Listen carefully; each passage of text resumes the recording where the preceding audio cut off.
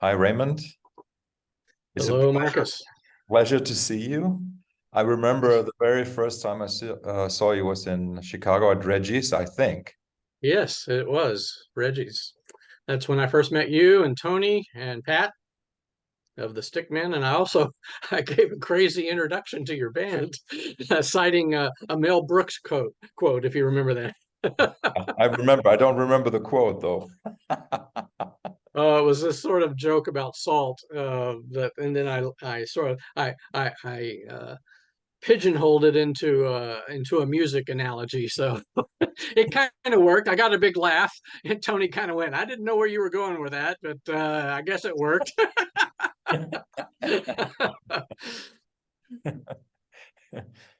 You know, you really, I don't know how to say this. Like somehow your personality spoke to me somehow immediately. Well, I'm happy to hear that. That's really nice to hear. And but I didn't know anything about you, and still I know very little about you. But I know that you're a big music fan, and you are a maker of stories, and you write them down. Yes, I do. Yeah, I've done a lot of stuff, but also, we have that mutual friend in Leonardo. Yes. I've known Leonardo for many years now, and when he lived in New York, when I often go to New York because I used to live in New York, Mhm. um, and I would always get together with him, and we'd hang out. So How did you meet Leonardo? through music, when Moon June was really kind of becoming a thing, I would be buying CDs from him and stuff, and eventually. For a while, I was reviewing CDs for Progression magazine. Do you know Progression magazine?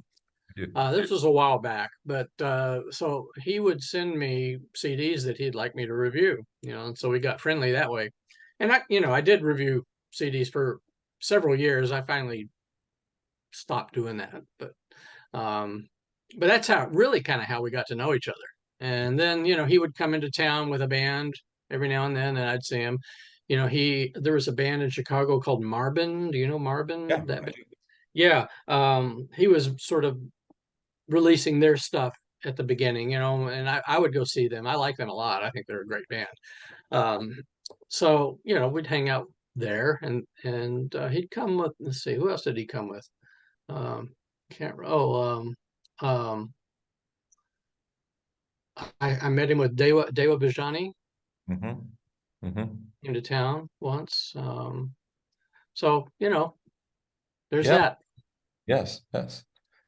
Hey, so I have an interesting question to kind of like start off the discussion, let's say our conversation.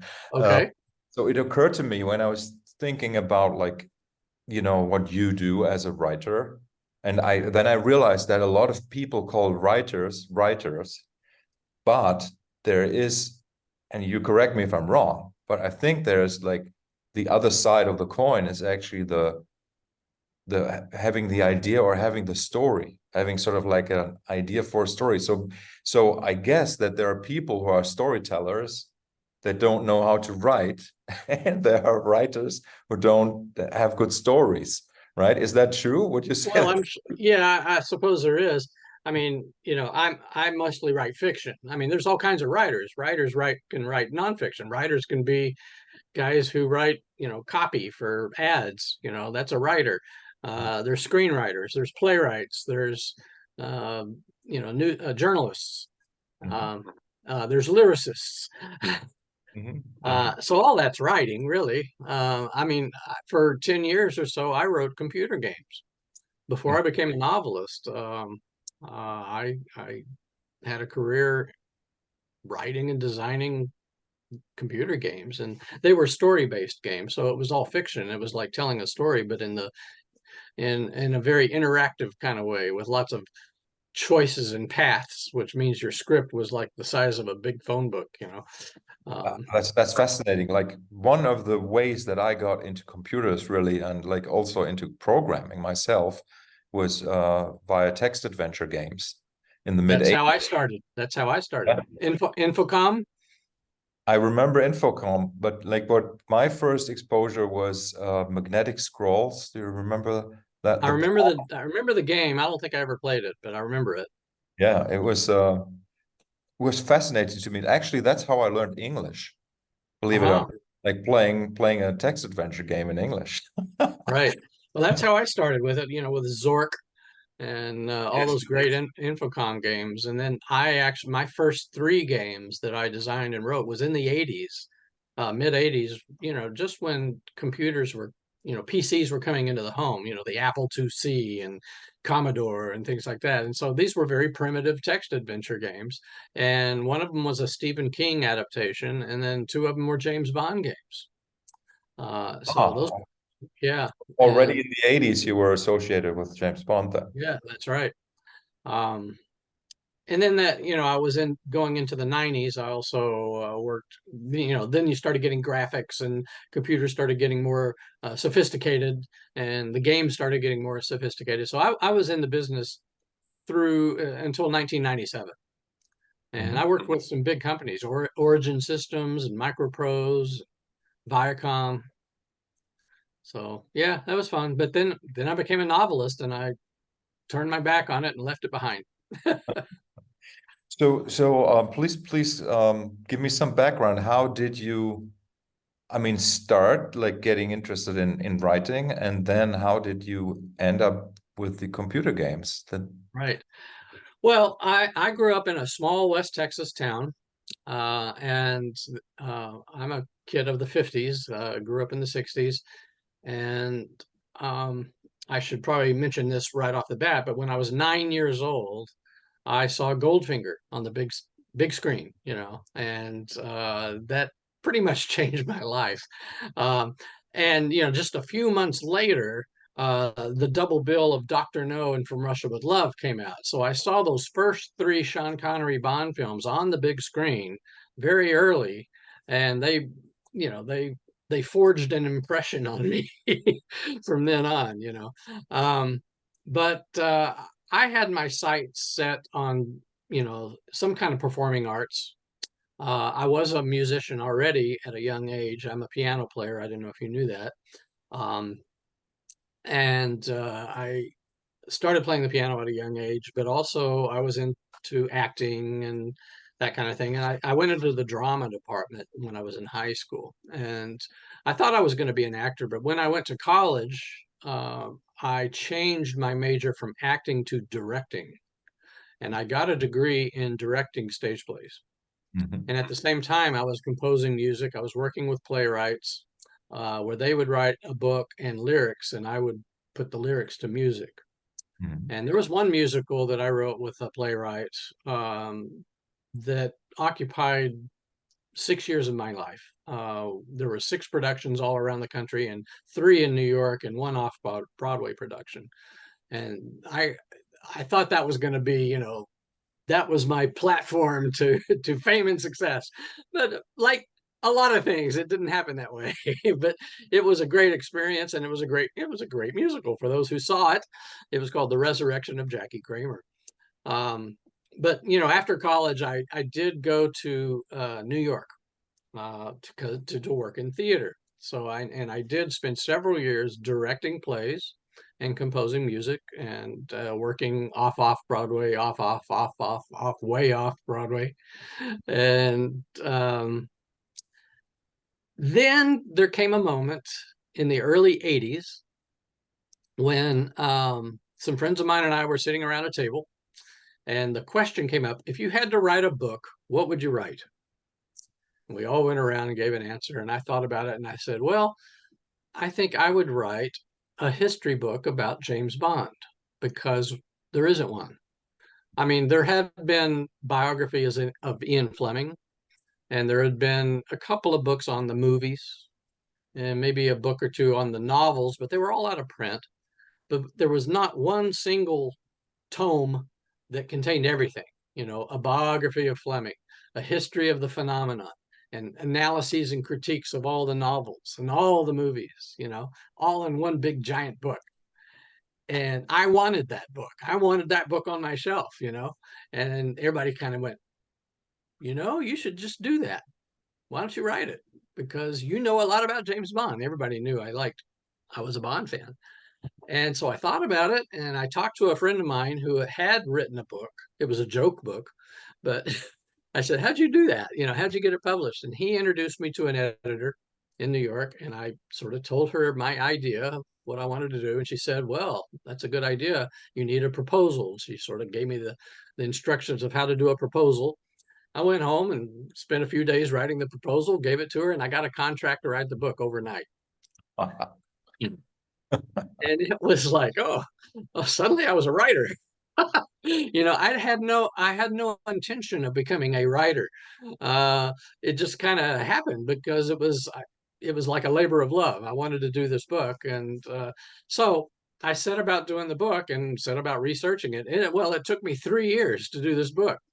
I went to England and I met members of Ian Fleming's family and his colleagues and his business people, especially. The man who was his literary agent ran the publishing company, the literary side of James Bond. There are two entities that control James Bond. There's the literary side, which is Ian Fleming's family, and the film side, which is the Albert R. Broccoli family and that gang. And they're like kind of like feuding cousins, but they work together. And but the film people have all the film rights and any kind of visual rights and computer game rights and things like comic book rights and things like, well, not the comic books, but they used to have comic books, but now it's on the literary side. And the literary side just does the novels and things like that. So anyway, I wrote this book. It came out in 1984. It's called The James Bond Bedside Companion. And it got nominated for an Edgar Allan Poe Award for critical biographical work. And the Fleming people liked it, seemed to like it. And during this period of time, a man named John Gardner was writing the Bond novels. After Fleming's death, um, the estate would periodically hire other authors to continue the books. And Kingsley Amis was one, and then John Gardner was doing it at this time. So I wrote this book, and immediately I'd gotten an agent out of it, and the agent called me just I think a month after the book was published, and he said, "I do you like games? Do you have a computer?" And I went, no, I don't have a computer yet, but I do like games. I play games. I'd been playing, role playing games. There was a James Bond role playing game, like Dungeons and Dragons, pencil and paper game. And I was into that, and I knew the guys who created it, and um, they had actually talked to me about writing an adventure module for that. And so I was thinking of doing that, but my agent said, "Well, there's this company that is doing computer games, and they're looking for a writer, and they have a license to do a couple of James Bond titles." And I thought of you, and I went, "Oh yeah, I'll talk to them." So they showed me Zork and the Infocom stuff, and they said, we're doing something like this. It's our own version of text adventures, and we have a Stephen King title and these two Bond titles." And I said, yes, I want to do it. I want to do it. And so I got a Apple IIc and started playing the Infocom games just to get the hang of how to do it. And, as far as the writing and how they're structured and that kind of thing. And so I got the job, and that kind of set me on a completely different path that I never thought I'd be on again. And so for the next, 10 years, I kind of jumped around different companies doing this. So, what is the workflow like when you're writing a computer game like that?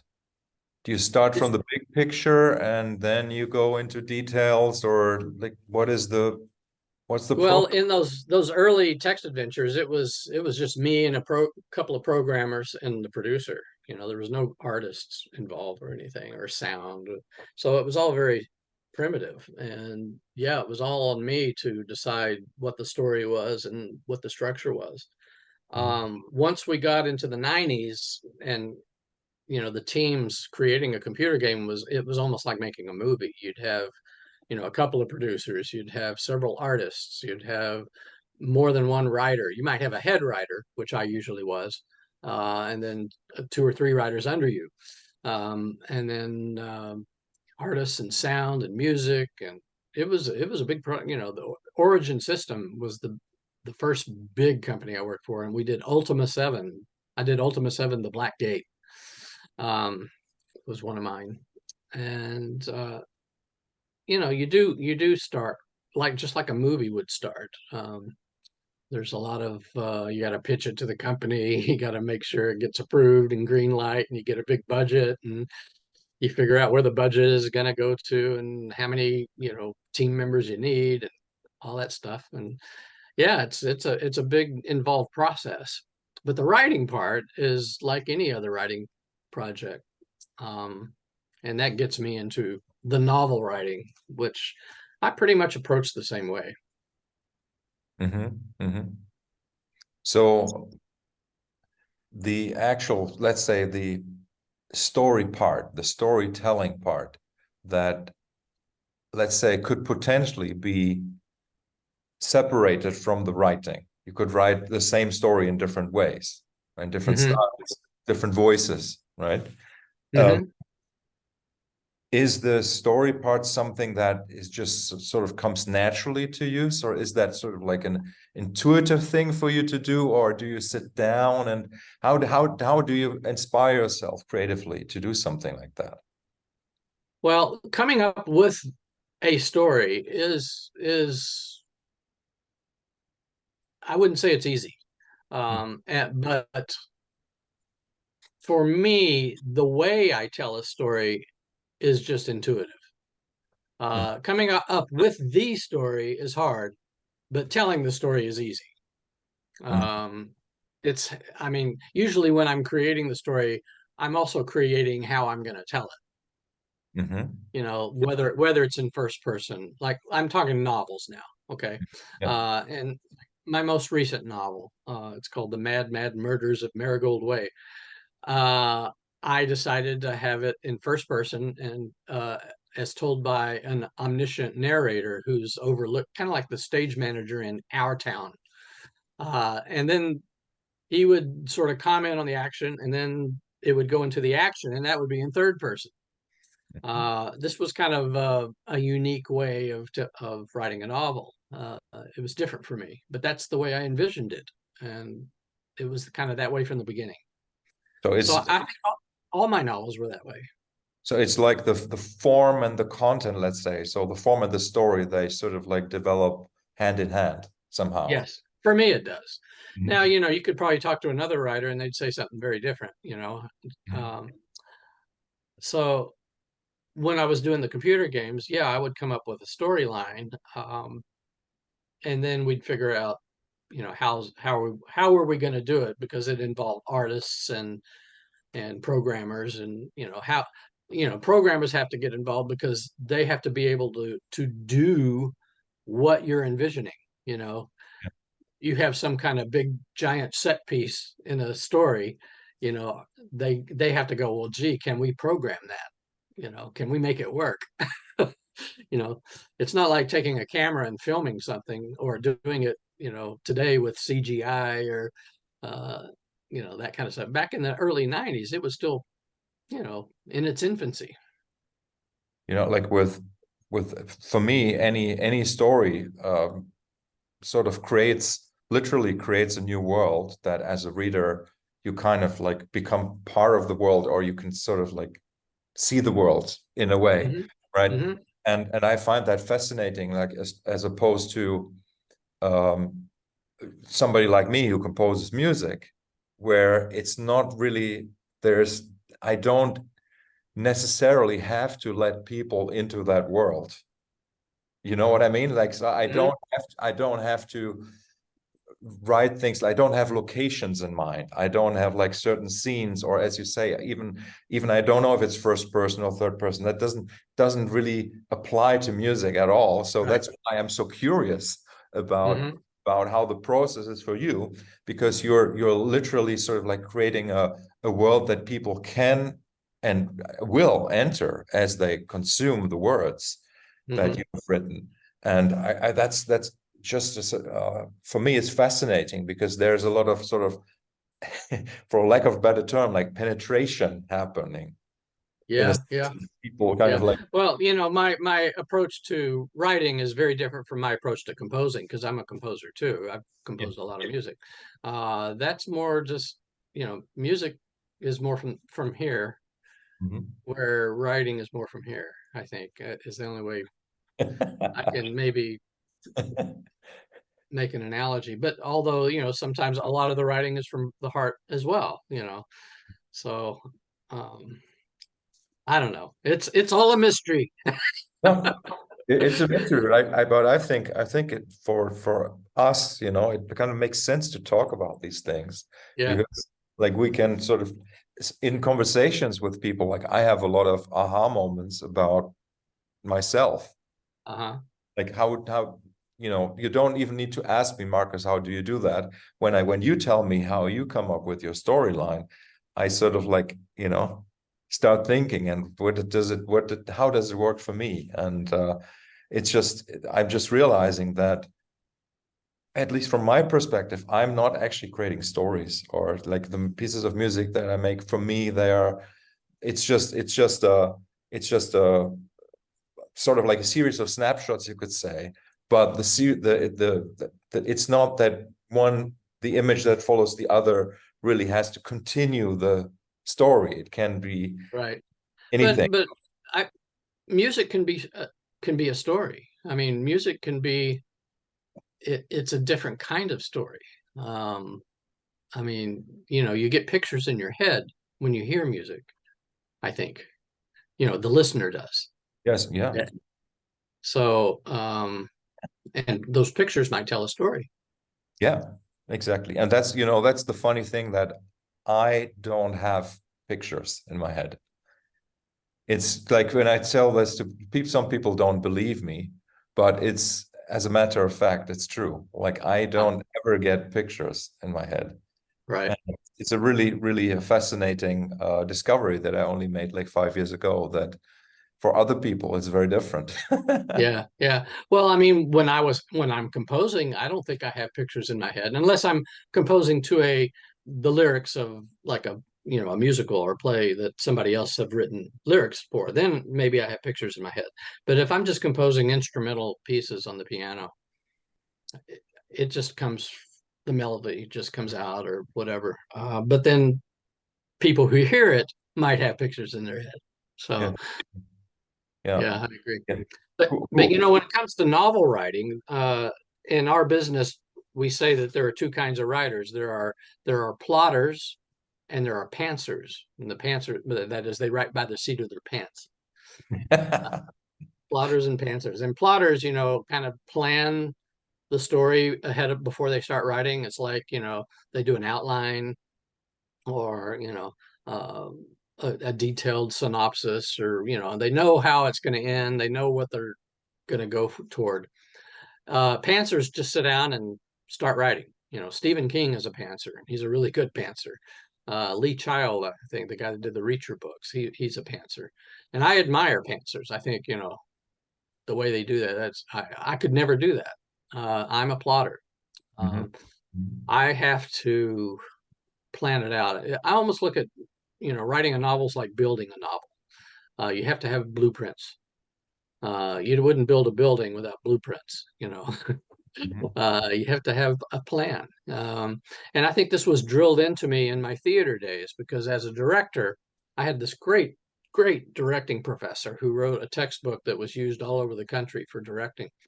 And he really drilled us into preparation. How you've got to be prepared before you have that first rehearsal. And you have to write out a preparation on a play that you're going to direct and analyze every beat of the play and analyze the characters and the subtext uh, and it was a very involved thing that we had to do and then the play inside and out before you enter that rehearsal hall you Mhm. know Mhm. Um, and I felt the same way. I feel the same way about writing a novel. I want to know who these characters are, what I'm doing, and my outline is really a prose treatment broken out by block paragraphs, and each paragraph represents a chapter. And I just basically figure out what happens in that chapter that advances the story, that advances the plot. And I spend a lot of time on this 20-page outline, maybe 2 months, Mhm. and really work out all the twists and turns and the red herrings and the twists.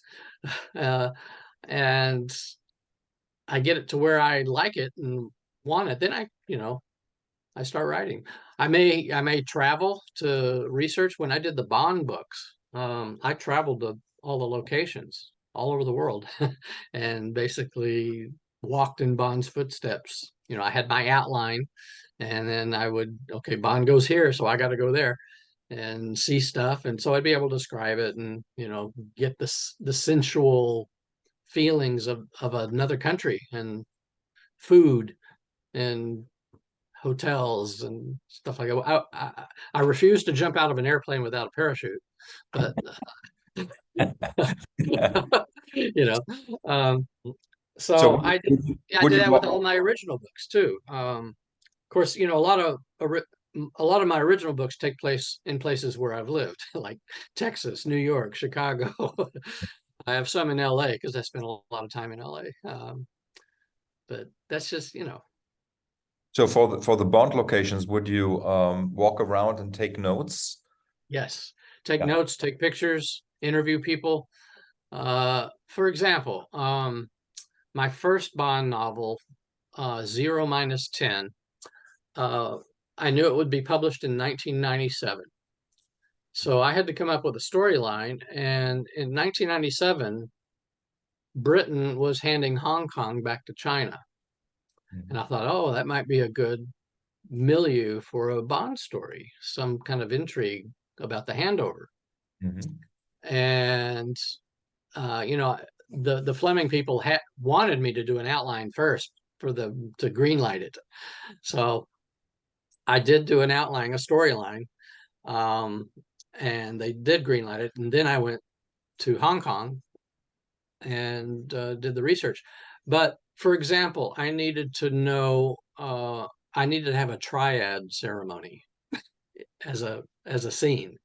Mhm. And triad ceremonies are completely off limits to anyone Caucasian, or anyone that's not Chinese. Um, and so I went to the Hong Kong police. This was while I was still British, by the way. Um, and I got to meet with their triad specialists, their detectives who work the triad, and they showed me, you know, hidden stuff of triad ceremonies and a script of what it was and things like that. And I said, well, can I use this without getting in trouble? And they said, go ahead. you know so I did, things like that. There's the Hong Kong and Shanghai bank building, and when I saw the bank building, it's a really impressive building and skyscraper. And when I saw it, I said, "Oh, wouldn't it be great to have a chase all through that building, and end up on top where all these ornate things are?" So I wrote to them and said, can I tour your building? Because I'm writing a James Bond novel and I want to have a chase scene in your building. And the name James Bond opens a lot of doors. If it wasn't James Bond associated, if I'd just been anybody saying, "Hey, can I tour your building so I could write a chase scene, a gun battle in your building?" They would have, called the police or something, but James Bond, oh, come on in, you know. So I got to do that, that kind of stuff. So that's the kind of research I did. And of course, I would stay in all the hotels. The Bond books were famous. The Fleming Bond books were famous in describing a travelogue kind of thing for Bond as he went to all these places. He would describe the hotels he'd stay in and the food he ate and stuff like that. So that was expected. That's part of a Bond novel. So I would stay in these hotels. I would write and say, I'm writing a Bond novel. Can you give me a couple of nights? And usually they would. Usually they'd give me a couple of nights free in this really fancy hotel, that I probably couldn't afford. Uh, so that was the perk of being a Bond author. It was Yeah. traveling the world and meeting a lot of cool people. So Yeah, that's so cool, Raymond. Incredibly cool. And isn't it amazing how strong the impression of watching that first Bond movie was on you and how it shaped your whole life? it did. I know. Who would have thought at the time, this kid from Odessa, Texas. Mhm. Uh, I call it Odesolation. Um, if they'd said, well, one day you're going to be writing James Bond novels, I would have thought they were mad. So Yeah. I mean, like I don't really believe in what people call the law of attraction, but stories like yours, they sort of like kind of point in that yeah, direction, you right. know? I guess I was also very lucky. I mean, I did write that book in the '80s that made an impact on the Bond world. It's kind of looked at as a Bond Bible. There's been many more since, more updated books and things like that. But at the time, that was kind of a first of its kind. And it had established me as this sort of Bond expert, Mhm. whatever that is. And I would start getting involved with Bond fan club stuff. Um, and then I was very friendly with the Fleming estate by then. And I would do little odd jobs for them, no pun intended. Mhm. Uh, but John Gardner was writing at the time. So, but when finally in late 1995, I got the call from the man who was the head, and he said John Gardner's deciding to hang up the hat. He doesn't want to do anymore, and we were wondering if you'd like to give it a shot. It's like, whoa! I was also the first American to do it, so that was also Were another. you friends with John Gardner? Have you ever met Yeah, him? yeah, I knew John, and I had interviewed him for my book, The Bedside Companion, and we've been together. In fact, when my book was published, The Bedside Companion in 1984, he had a Bond novel published at the same time, and so we both had a book signing at the Mysterious Bookshop in New York City together. You Mhm. know, and that meant a lot to me because here I am signing books with a Bond author. And uh, so that was cool. Yeah. Mhm. And so that must have felt like an opportunity, but also a big challenge to then write a Bond novel. Oh Uh, my God. Well, I had written a novel before, but it was the kind you throw into a drawer and never look at again. The proverbial first novel. But I had been writing a lot of fiction in the computer games. I had been honing my fiction writing doing that. And the people at the Fleming estate, the guy, his name was Peter. Peter, who was Fleming's agent and the boss, he knew that I was writing all this fiction, and he actually read that first novel that I threw in the drawer, and he made some critiques, but he didn't think it was terrible, but probably not publishable. But he mhm, knew I could write and finish a book. mhm, But he also knew that I knew the Bond universe inside and out, mhm, and that was important to him. And so he wanted to give me a chance. If it didn't work out, then it didn't work out. But I kind of had to audition. I had to write the outline first on spec, and it had to be approved by not only the Fleming people, but the British publisher and the American publisher. And once that was approved, I had to write the first 4 chapters so they could see that I could actually write. Um, and that got approved, same approval process, and that happened. So then I got the contract, and yeah, it was scary. This would be my first published novel, and it's a James Bond novel published all over the world in different languages. Nobody gets that. It was like my entry into the publishing world is so unique and unorthodox that nobody else has a story like that. I don't think. And I don't take it for granted at all. I perfectly acknowledge that this was unique, and um, I was lucky. Yeah, I'm a sensitive guy. Like this gives me goosebumps, hearing this. Wonderful. And so how many books did you write? I wrote Or, six James Bond novels, six original ones, but I also did three movie novelizations. The film people, they had gotten to where they were creating their own original stories, especially starting in the Pierce Brosnan years. Mhm. And that's when I was writing.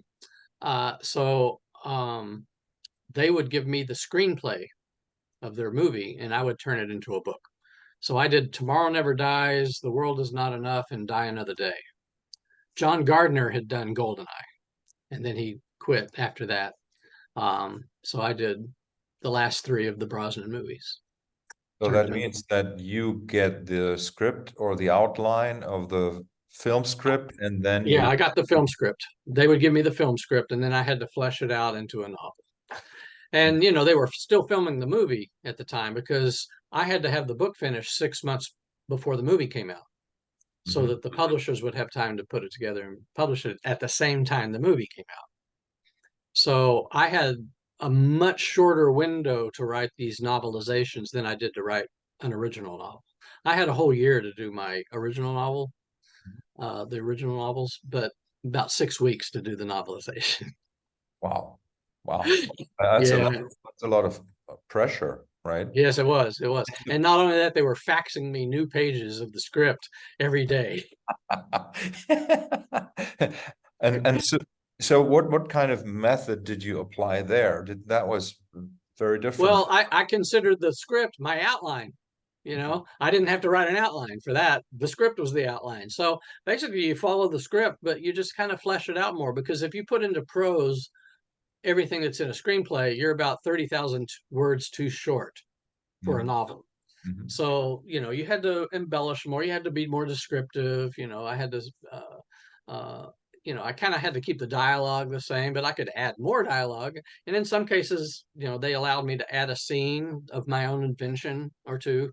Mhm. I don't know if you remember Tomorrow Never Dies. That's the one with Michelle Yeoh in it and Yeah. Jonathan Pryce. Um, I added an early scene with her character, explaining her origin and how she got to be in Germany, in Hamburg, where she meets Bond at the same time. She's on the trail of the bad guy too. We find that out in the movie. So I gave her a backstory of why she's doing that wasn't in the movie. Mhm. So Mhm. Yeah, to me, it sounds like a really difficult effort to do that because you have not seen the film, right? So, no, like, if you're describing something, you sort of like have to make sure it has some resemblance of what is going to be shown in the right. film Well, without I, actually I well having. I did go I did go to England to Pinewood Studios and I'd meet with the production designer and see like what the sets look like and stuff. And in one case, in World Is Not Enough, I got to walk around the sets, some of the sets. Mhm. Um, and and there was a thing in which was it? Which movie was it? Oh, it was Tomorrow Never Dies. They had this torpedo thing that kind of had drills on it, and they would shoot the torpedo at the enemy ship, and it would drill into the other ship and go inside and blow up. And I reading that in a script, I was going, "What does this look like? I can't imagine what it looked like." So I had to see pictures of it and all that. Mhm. Wow. Yeah. So I did that for 7 years, and then I started doing my own stuff. And every now and then I would do other tie-in work, what we call tie-in work, where you get hired by a franchise of some sort to write a novelization or a novel based on their property. For you've heard of Tom Clancy's Splinter Cell? That's Yeah. a very popular video game. I did 2 books based on that. I did 2 books of Metal Gear Solid. Mhm. Um, there's a game called Hitman. I did a Hitman novel. So this kind of stuff is good bread and butter work. It pays well. But then, I would slip those in between my original novels, um, which, are very personal, more personal, and Mhm. I have great feeling for. I did a series called The Black Stiletto.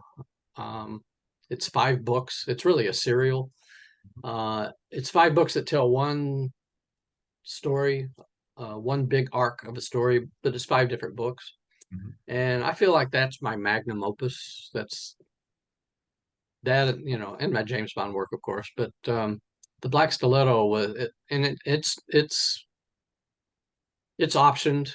It's been optioned for many years, but it came close to being a TV series around 2015, 2016. Um, So did you have the outline for all 5 books when you started? what I did with that one, I created the first book, and I created kind of how I wanted the story to end. I knew how it would end. In other words, I kind of knew book number 1 and book number 5, but I Mhm. didn't know book number 2 and 3 and 4. Mhm. Um, I kind of created those as we came, but Mhm. I knew I was working toward what's going to happen in book 5, the big climax. Mhm. Uh, so it's kind of like, if you look at the Harry Potter books, that's a 7 book arc, and each book is separate, has its own separate storyline, but it's all building toward what's going to happen in that final book. And um, so that's how I looked at it. You know, Mhm. Instead of a seven part book series, it was only 5. But yeah, that was fun. That was a great experience. That took me, that was a 6-year project. So if that's okay, let's talk a little bit more about Bond because I'm just a regular guy who's seen, I guess, most of the movies. Yeah. Uh, I never read a novel, a James Bond, Okay. even though I would like to. I have to admit. Um, so what really makes what is sort of like the thread really that kind of like goes through the whole storyline of how the whole storyline developed, let's say. So saying like from the 60s, when was the first film released? In the 60s, early 60s? 1962 was Dr. No, the first film. Okay. So But that's the first novel by Ian Fleming was published 70 years ago, in 1953. This year is the 70th anniversary of James Bond. wow. So like technology changed, society changed so much. So, but what is it like in your view that makes not a Bond story, but even just the character or the characters? Well, the character has gone. I mean, if you've just seen the movies, the film Bond is very different from the literary Bond. Okay. The literary Bond is much more serious. He's not this sophisticated guy that knows all the wines and the foods and has a one-liner joke, you know, all the time and betting all these women and stuff like that. That's the movies Bond. Okay. Um, I mean, there's elements of the literary Bond in Connery and Lazenby and even more. But I think, of all the actors who played Bond, I think Timothy Dalton portrayed him the most accurately to the literary character. He was very serious. You hardly ever heard him crack a joke. He Mhm. took everything very serious. He was very grim. He's very and Daniel Craig actually played that played it that way Mhm. Yeah. too. Yeah. Very edgy, very edgy. Yeah. Um, so that's a lot like what the character in Fleming's novels is. It's very, very 1950s pulp. Mhm. Um, you know, Kind of taking this cue from Raymond Chandler, but also, fantasy stuff like Sax Rohmer, Fu Manchu stuff. Kind of a blend of that kind of fantasy mystery with hard-boiled, you know, Raymond Chandler. That was kind of Fleming and British at the same time. So, And Bond in the 50s, the books, was very patriotic. It was kind of it was Fleming's way of saying, at that time Britain was kind of falling down in power, worldwide power. It had become America and the Soviet Union as being the big powers, whereas the British Empire used to be, the big top dog. So in many ways, the Bond books were a way of bringing Britain back on top, having this character that fought for king and country, queen and country, and um, bested his American allies. And, Felix Leiter was a CIA pal who appears in a lot of the novels as well as the movies. But he was always second banana, you know. And so um, the books are much more realistic. They're much more, he does have gadgets in them, but not like they are in the films. Mhm. Um, there was an Aston Martin but it's not tricked out like the movie one. Has a couple of things. I think it has the homing signal thing, but it doesn't have machine guns and stuff like that, or an ejector seat. It doesn't have that. Um, but so when the film started being made, the producers realized that in order to sell this character in 1962, they had to make him more attractive to audiences. And they gave, there is a sense of humor in Fleming's books, but it comes in the writing, it comes from the author, but not the Bond character. In the movies, they realized they had to give the Bond character a sense of humor. And so Bond is very, flippant when it comes to, but he's also, I mean, if you see Dr. No, that first film, he's still a killer. He kills that guy in cold blood, shoots him in the back. And that was shocking in 1962. Um, and they were sexy, they were violent, and I think it was kind of pretty much the first time we really had what we call an anti-hero on screen. Bogart may have played a couple of anti-heroes, but this was now something very different. This was a guy he was a good guy, but he was kind of bad too. He had vices. He smoked, he drank, and he slept with women all the time, and all this stuff. And he had a license to kill. Um, so it was new, and of course the 60s was just the decade when so much changed, with music and everything. And by the way, the day that Dr. No was released was October 5th, 1962. You know what was also released that very same day? The single Love Me Do Oh. Yeah. by the Beatles. Yeah. And so, if you look at the decade of the 60s, the Beatles and Bond were kind of on a parallel rise Mhm. to, you had Beatlemania and you had Bond mania. 1965 was the peaks of both of them, a lot of that. Um, and then, Bond also influenced Hollywood and with other things like, you had TV shows coming out like The Man from U.N.C.L.E. and I Spy and The Avengers and Get Smart, and movies like the Flint movies, Our Man Flint, and the Matt Helm movies, The Silencers, and stuff like that. The 60s, it was spy crazy. We Mhm. went spy crazy. It was you'd open fashion magazines and the ads were like of spies, with women and stuff.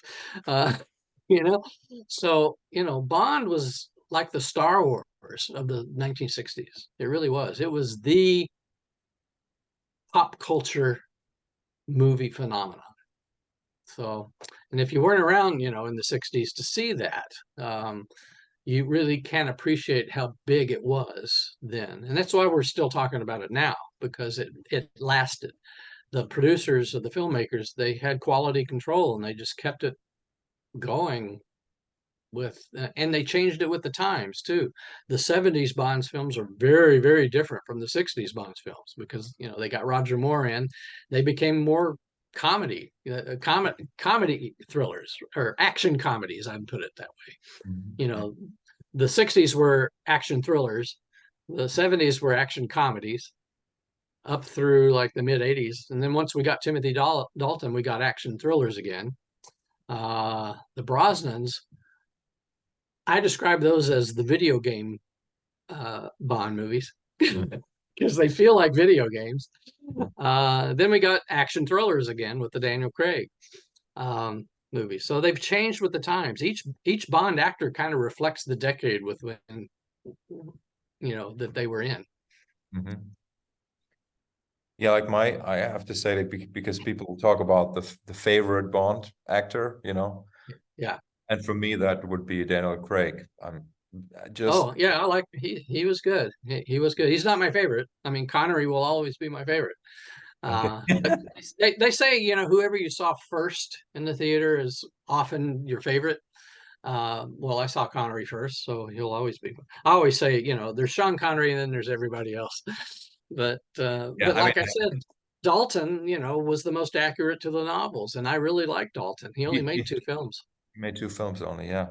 Yeah. No, but so that first Daniel Craig, that was Casino Royale. Yeah, that was fantastic. Was that an Ian Fleming Yeah, book? that was based on Fleming's his first book was Casino Royale. And it was that movie, although it's updated to the time, it's very faithful to the book.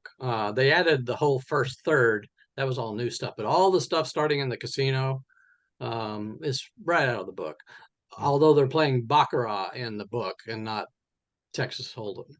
So yeah. Yeah, yeah.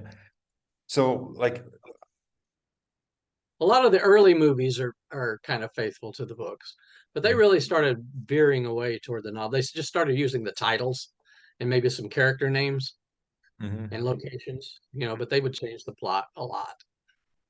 So when you were doing those novelizations, um, did you sort of like also have to remove some of the movie stuff to make it more feel like a novel in the series of novels? Not necessarily.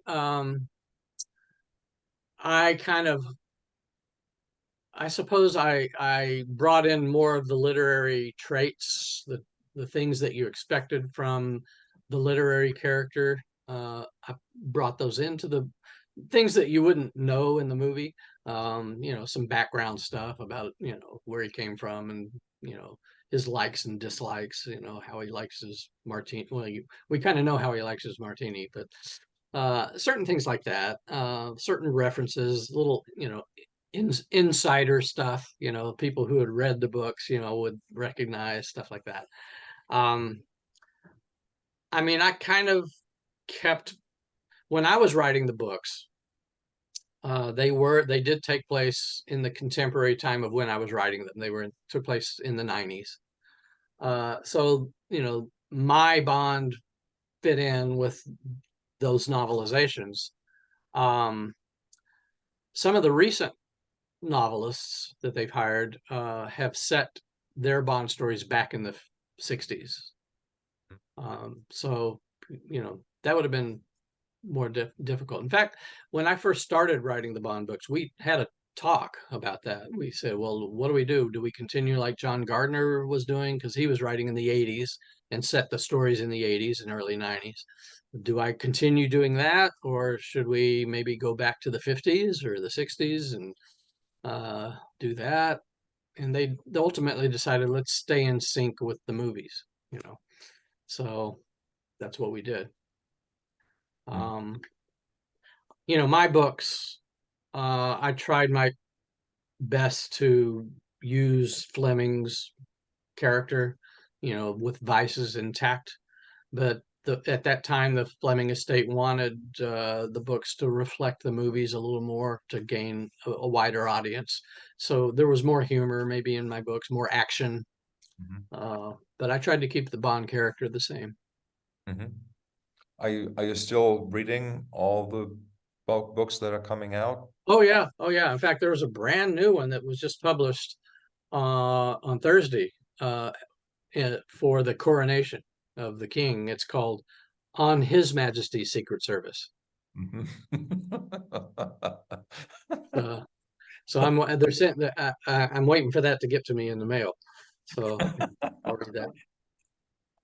So is there sort of like there is no, how should I say, like common timeline for Bond, or like Well, yeah, that gets complicated since he's, if Fleming's Bond would now be, I don't know, 100, yes, exactly.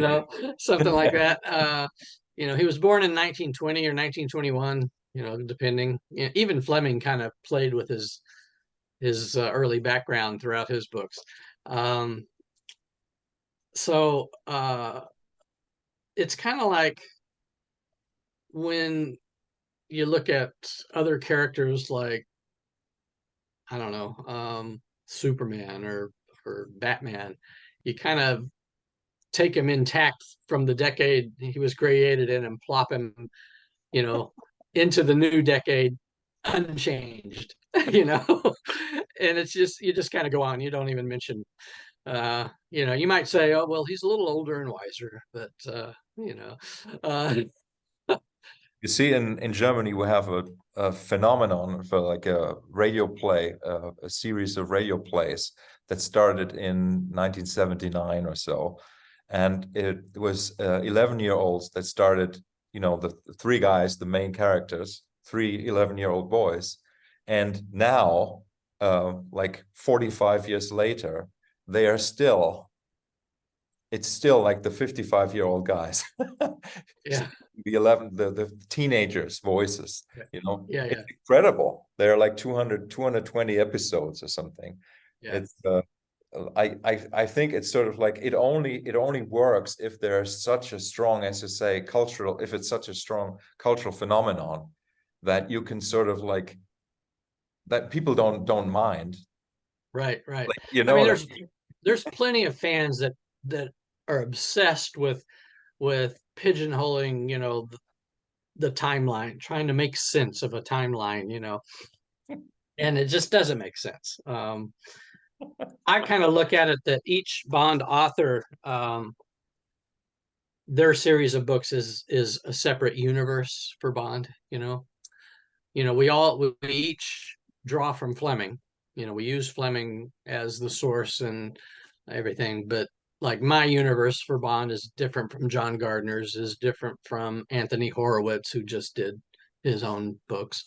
Um, and as long as you kind of keep that in mind, you can read each author's books separately and enjoy them as Mhm, they are. mhm. So your musical side. So is that, how active are you still, as like, do you still play? Well, I was playing quite heavily up until about 2 years ago. I developed lateral epicondylitis in both arms. That's tennis elbow Mhm. in both arms, and it just will not go away. I've tried everything.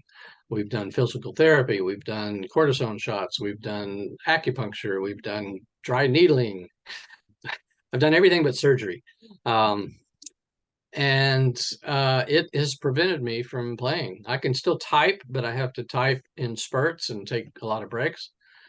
Um, if I start playing the piano, it gets very painful. So I've kind of curtailed my piano playing and for the last 2 years, which is a real drag. Uh, it, it's not quite what happened to Keith Emerson. He had some kind of condition that affected his fingers. Yeah. And it got to where he couldn't play. And you know what happened? You know what happened to Keith? Um, Yeah. he went into despair.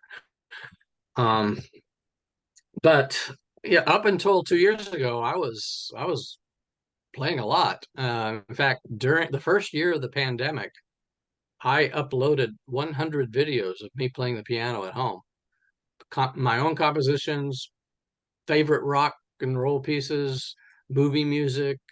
Um, it was kind of a goal. I just said, okay, since I'm stuck at home in a lockdown, I'm gonna upload 100 videos, and I did it, and that's probably what gave me tennis Probably. elbow. Yeah, it probably did, because I Uh, was uh, really, So those are up on the YouTube channel or yeah. something? I have a YouTube channel. Yeah, Raymond Benson.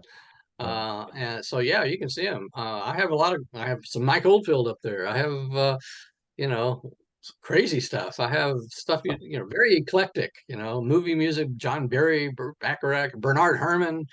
Um, I've got Jethro Tull. I've got all kinds of stuff. Yeah, Robert Wyatt. I've got Robert Wyatt, you know, things like that. I loved Robert Wyatt. Oh, me too. Hey, so speaking of Oldfield, like in a few weeks, it's the 50th anniversary of Tubular Bells That's and right. 40th anniversary of me buying the very first record I bought, which was Crisis by Oldfield. Oh my. All right. Well, I love that one. You know, he says he's retiring. Yeah, yeah, He's not going to record anymore. He's not going to tour. Well, he hadn't been touring much at all, but he's not going to record anymore. yeah, They're releasing a new version of Tubular Bells, the original, but it's going to have a couple of extra pieces on it. It's got a new 8-minute piece of the beginning of Tubular Bells 4 that he recorded, yeah. and he quit. He just said, "I'm not going to finish it." Have you heard I the have not. demo? I haven't heard it yet. I have Um, heard it. yeah. Yeah, and Okay. it sounds like a demo. Yeah. I think it could have been good, you Yeah. know. Like I don't think anybody should critique it for, because it's a demo. Right. Uh, it I don't know, like what do you think happened to him over the years? Do you have any theory? You know, he was a very private guy. I've read his biography, I've read other books about him and stuff, and you still can't really get a handle on him unless you knew him personally. Um, I know that he was very, very shy, very withdrawn, and he took that course in the late '70s that got him out and touring and stuff. Yeah. Um, I hate to say, I don't know. I'm just speculating here, but I wonder if he was on this. I wonder if he's on the spectrum. Yeah, I don't know. Um, probably. I mean, that's not a bad thing. yeah, I know. Um, I've liked pretty much everything he's done. I know you and I talked that there was a period where you kind of lost interest or something, but I own everything he's ever recorded. He's one of my 5 favorite musicians. Um, and For me, he's number one. oh yeah, Certainly my number one. There's no yeah. question. I mean, I loved it when he started doing pop songs in the '80s. I thought Maggie Riley's voice was just incredible. I fell in love with her. Um, I liked his '90s work. I liked his last album, Return to Amadon. I thought that was really good. I So totally agree. It's to me, it's just, like people sometimes don't understand. Like if you are sort of like an artist, or you could say, like in his case, even sort of like just imagine like at age 20 to release an album like Tubular Bells. So all the mhm, music was in him already, and sort of like the weight that can potentially create on your shoulders. And he kept going, he kept, it's mhm, not that he just wasn't a one hit wonder, or like it really, he kept going. And I think that's just so amazing. At some point in time, like, I would say give the guy a break also, like if you just don't want to make music anymore, and he's 69 now, I guess, mhm, almost 70, right? mhm, It's really for me, I love that about art in general, or artists, that you can follow the biography. So, and I see each work as like part of, as a result of not just the person, not just the artist, but also the conditions, right? mhm, And for me, because I eventually became an artist myself, musician artist myself, it was always very educational to stay with another artist that I could kind of like, okay, that there's something that maybe that happened to him, or like maybe he did that because somebody made him to, or made a comment, or maybe he had the idea. Like it kind of comes out in his book a little bit, where he says like that sometimes a whole album comes from just one simple idea. Like Hmm. when he said that, Moonlight Shadow comes from the idea of strumming the guitar hard, for example, Hmm. which is kind of funny in a way, that song, Yeah. with that. Yeah. So so I love following biographies, and that's also why I'm so fascinated by your story with Bond, because it's sort Uh-huh. of a similar thing. You kind of like stick with your love for your whole lifetime. It's not that at some point you start considering it like a guilty pleasure or something. What happens to a lot of people, that they sort of like lose track of the things that they loved as children, or as when they were growing up. And I think we have the luck to kind of like, like stay in touch with, also the people that make the art, and not just, you know what I mean? Like it's Yeah. Oh, yeah. Yeah. Well, my original novels, that just come from me, they have a lot of me in them. They have a lot of my biography and a lot of my thoughts and philosophies and things, and people who know me and they read my books, they go, yeah, yeah, I recognize that, Uh, so, but I think every writer does that. I'm yes, sure of it. yes. And that's like, just to connect that to Oldfield again, like Yeah, when he released Man on the Rocks, yeah. right? And I was listening to the lyrics, and sort of like it really touched me deeply what he was saying, because it felt to me as if every single word he was writing, I had some sort of idea where those words come from. Uh-huh. And that's sort of, I love that about good art, let's say, when the person truly, or the history of the person truly speaks through his art or her art, and that's why I'm really, really very interested in reading something that is yours, like where the characters are yours. And uh, Well, you should read the most recent one then, the Mad Mad Murders of Marigold Way, because it takes place on my street. Although I've disguised the name, I made it fictional. This town, the town and the street, but I wrote it during the first summer of the pandemic, and it takes place then as well, when people are locked down, they're scared, they're paranoid, and it's really a comedy. It's a black comedy. It's like a Coen Brothers movie. okay, So, wonderful, wonderful. Well, man, this is such an honor to be talking with you, really. I oh, I appreciate think it. this. I have such respect for you, that I was amazed that you even wanted to talk, have me on your show. So, um, I So, mean, so, gosh, so, I mean, like, this is a stupid question, but like in the James Bond world, are you a celebrity? yes, I would suppose so. Not as big as, say, Pierce Brosnan or somebody like that. I mean, the movie people certainly are kind of at a higher level than the literary people. The literary people have their own kind of following. There are Bond fan. Okay, Bond fans are like Batman fans or Buffy fans or Star Wars fans. They're all nuts, and I'm one of them. So I'm nuts too. But there are fans who just love the movies and they don't know anything about the books. There are fans of just the books and they tolerate the movies. There are fans that love both. And some are very obsessive and you know um, very protective of what they think Bond is, just like, all these franchises, these inner pop culture franchises. The fans can be very demanding.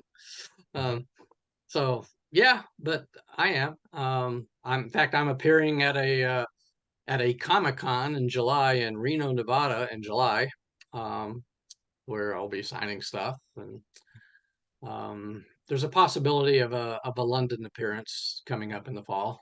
So I can't really say much about that yet, but Mhm, mhm, mhm. So great, so great. And do you have plans for other projects already, or are you already working on something? I am. I spent actually the last year, I was doing a ghostwriting project.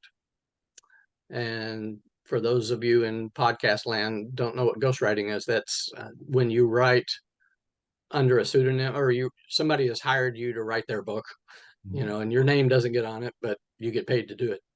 Um, I did this for a year, and it was very nice.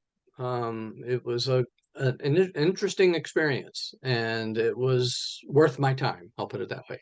So, so Um, so did you get an outline, or did you talk to the? yeah. There's that, and so I think I'm going to do a second project, uh, because it's worth my time.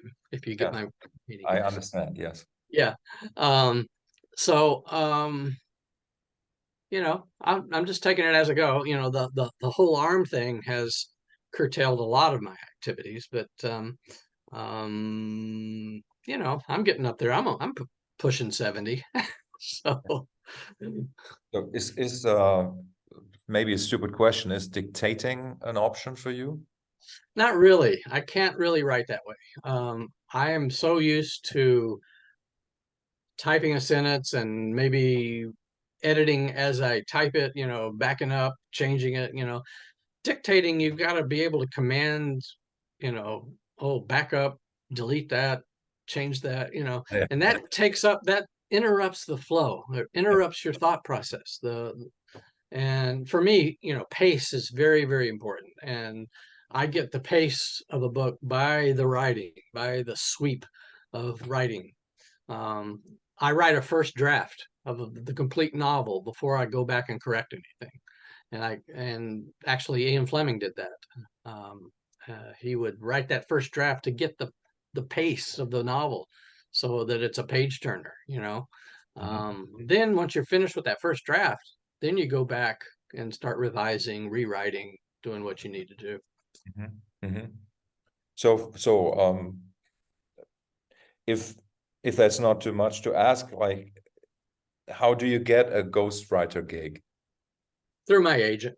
Okay. Yeah, the agent calls up and says, "Hey, somebody, I've met this person that's looking for a writer." Da, da, da, da, da. That's how it happens. It's all networking and who you know, and being, I'm going to a writers conference in New York at the end of the month, called Thriller Fest. Mhm. And all the big names go to it, and publishers go to it, and agents go to it, and I go there pretty much to every one every year. It's a great conference, and there's panels and stuff like that. But it's great for networking.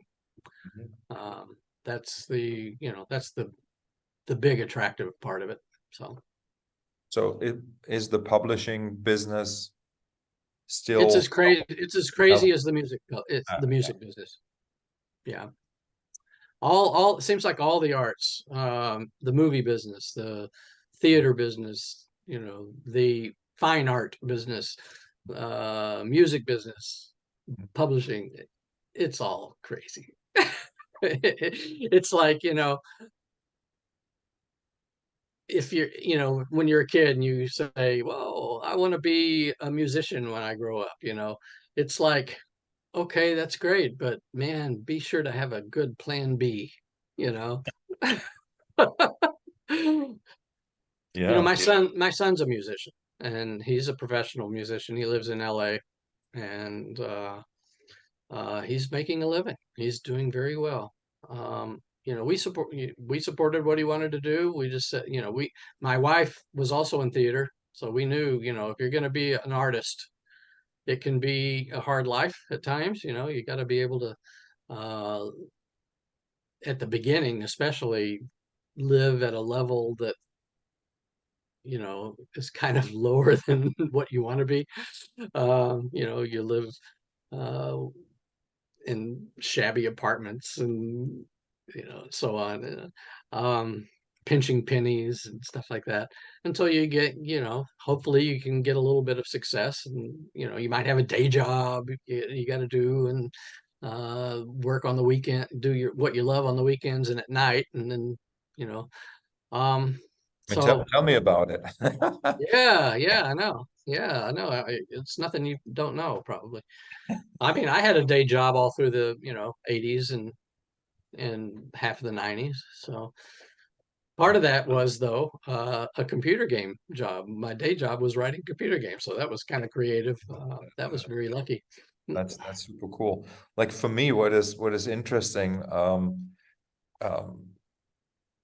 as I kind of like go through the process of my career, realizing, like looking back in hindsight, how like I can look at the loose ends now, let's say, and by looking at those, I can see that even though I sort of like in one way or another, I have a career and I have success, okay, but I can see by looking at the loose ends what I was not capable of taking care of.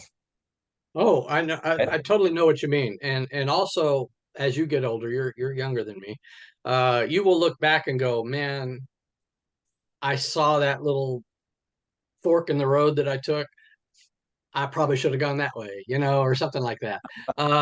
Or, oh, if I'd only done it this way differently, or, you make mistakes and you learn from them and you look back on them and then maybe you write about them. Who knows? So, last year I was encouraged by a friend to start writing, and I think it was a good idea. I only wrote like maybe 3 paragraphs, so don't laugh. But it was really, and I could have done more. It's just that life got in the way again for me. But there was a point last year where I really felt like I could do it, and I had sort of like, as you were saying before, like I had some formal ideas, which then sort of like kind of, it was like a back and forth. Okay, what happens if I do this? And then I had an idea about the story, and it was really nice, and I really think I want to do it again. Not as somebody, I don't want to read it to anybody or but I think it's a very nice thing. And I'm lefty, I'm left-handed. I never really properly learned to write because I wasn't, nobody was helping me at school. We had to write with like wet ink. I don't know how you call that. You know what I mean? Uh, and and so I was always sort of like physically discouraged from writing. And huh. then once like keyboards and computers came along, like I started writing emails and stuff, but I was never thinking of like writing a story or something. Yeah. Well, my penmanship, hand cursive penmanship it's like chicken scratching. You can't even, it's hard for me to decipher it, So, I've always, even when I was a kid, I would hunt and peck on a typewriter, um, and I took typing in high school and got very good at it. I think it was because of my piano playing. I became a very fast typist. So that Mhm. was helped me a lot. Okay, and do you have a nice, beautiful signature when people ask you for your autograph? Yeah, I mean, it's kind of bold and out, big. So yeah, I do it with a flourish. Sure, why not? You know. Hey, thank you, Raymond. This was wonderful. Well, thank you for having me. I hope to see you again soon when you come through town. Or Yes, I've always wanted to come to Germany. I've been to Hamburg, but that's the only place in Germany I've been. come to Berlin. This is Oh, this. I'd love to see Berlin. I really would. Yeah. Okay. All right. Yes. See you soon and stay in touch. Okay. Yeah. Thank Thanks. you so Bye much. bye. Bye, Bye Raymond. bye.